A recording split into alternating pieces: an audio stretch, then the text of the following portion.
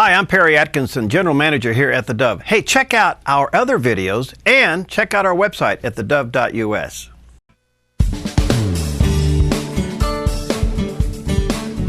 Welcome back, and delighted to have with us today Andy Braner. He's the founder of AVA Ministries. It's a nonprofit youth ministry that teaches teens and college students to think about the world through a Jesus paradigm.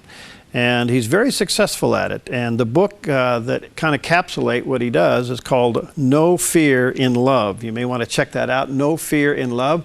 There's a picture of it there on the screen. Check it out at the bookstores. And so, Andy, what a delight to have you. How you doing, friend? Thank you so much for having me. I appreciate it a ton. Thank you. You know, by the way, you've been on CBN, Fox News, and various other medias. Now you've made it to the big time. You're on the Dove TV network. Big time, man. Big time. Thanks, you guys. I've arrived. All right. Hey, listen, thanks for being with us. Tell us about your book, No Fear in Love. How did you select that title?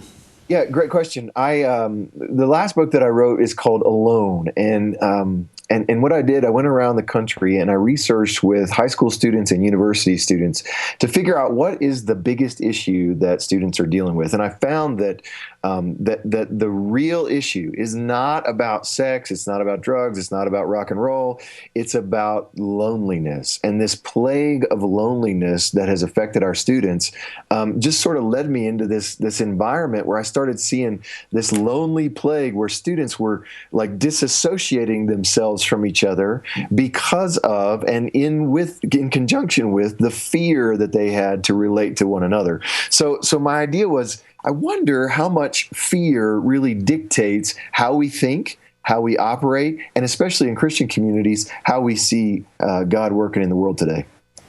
That is fascinating. You know, it's often, we do a lot of counseling shows, and I would say loneliness is at the top of the list as well in some form or fashion.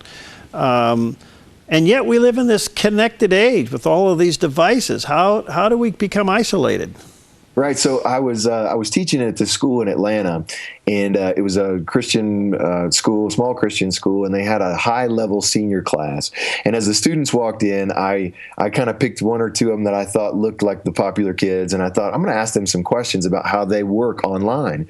And so I was asking this one kid, I said, how many friends do you have on Facebook? And this is a couple years ago. Now students don't do Facebook because their mom is on Facebook. But I said, how many friends do you have on Facebook? And he said, I've got 1,200 friends on Facebook. And I thought, wow, I mean, like, man, you're really popular. And I said, of those 1,200 friends, how many of them, if they called you right now and you saw their name pop up on your phone, how many of them would you actually answer the phone, put the phone to your ear and talk to them? And he said maybe 20, you know, and I was like, wow. How do you go from 1,200 to 20 so fast? And he said, well, you know, I'd text them back or I'd message them back and I'd get back with them. I said, okay. I said, all right, so if you had 1,200 friends on Facebook, 20 that you'd actually talk to, how many of those 20 would actually know you so well that when something happened in your life that was really painful, they'd show up to your house and they'd sit with you and they'd just be with you unsolicited? And he thought for about 30 seconds and he said, maybe 2. Whoa. And I said, congratulations, that's 200% more than most of us. So the point of the story is we need to take inventory of our online life and see, has this elusive connectivity of friends and likes and tweets and retweets really become something that gives us this illusion of connectedness, but really we don't know each other? You know, that adds to something I've said often, Andy, and that is that whatever, if it's a text or an email or a tweet, it's read and accepted with an emotion that's different than the emotion from which it was written. Oh, for sure. Yeah. So you're receiving it based upon where you're at, not from where the person is sending it. So how deceiving is that? Right. that parlays straight into what my message about fear is, because when we interpret that message, that text or that email or that Facebook message or that retweet, and all of a sudden we take it different than the sender intended it on being, sometimes we can lace that message with a bit of skepticism, criticism, pessimism, and then all of a sudden we sort of back up into this separation and we go, oh, do I need to protect myself? What if they're coming after me? What if they're posturing? What if they're maneuvering? How do I respond to this? And so loneliness and fear kind of work in tandem as this dynamic tension together. So I've often said on this show, whatever God saves you from or brings you through, he turns you around, makes you a minister too. Not knowing this, did you suffer with fear? Absolutely. Absolutely. The most fearful place in my Christian walk was in 9/11. When 9/11 happened, I was right in the middle of building a ministry to help students understand Christian worldview, apologetics, know the right answers, defend your faith. And I felt like when I stood in front of my television on that day, I thought, oh my gosh, we have to arm up our people to go and fight. And so I took all of my research and I started developing curriculum where Christians could go out and stand up for what's right in the face of the adversity that was to come. Specifically in that day, obviously, it was in this radical Islam movement. And so as I started doing that and I started giving students answers, it was out of my own fear that led me to places that were, as I was giving students answers, they'd go and they'd really kind of pick fights. And they started going to their atheist friends, their Buddhist friends, their Muslim friends, and they started saying, you're wrong and I'm right. And I started getting calls from communities all over the country that said, what are you doing up there? You're training kids to be Christian jerks. And I had to sit back and go, wait a second, has my fear led me to a place that knowledge is the most important thing and logic is the most important thing apart from loving other people? And so I had to take a few months back and start thinking, how can I develop friendships with people that I most fear? And so the book tells stories of, specifically in the Muslim world, where I go to head of mosques in Boston, head of Muslim communities in the Middle East, and I work quite a bit in the Middle East, and try to develop connections and friendships that overcome fear, where we can have real conversations about what we believe and why we believe what we believe. And that ultimately leads to what you do, and that is you try to teach people how to treat people through the eyes, or at least through a Jesus paradigm, right? So you take Jesus, so to speak, out of religion and Christianity and put him in a different box, so to speak. That's exactly what I'm doing, is trying to figure out how do we take the framework of what we kind of know is a Christian tradition and juxtapose that to maybe what Jesus was doing and find the common places where we can say, oh yeah, this is exactly what Jesus was doing here, and then find the places of dissent where we go, you know what, this thing is more tradition than maybe what Jesus set out to give us. How's the response? It's been unbelievable. We started inviting students up to our summer camp program in Durango, Colorado called Kivu.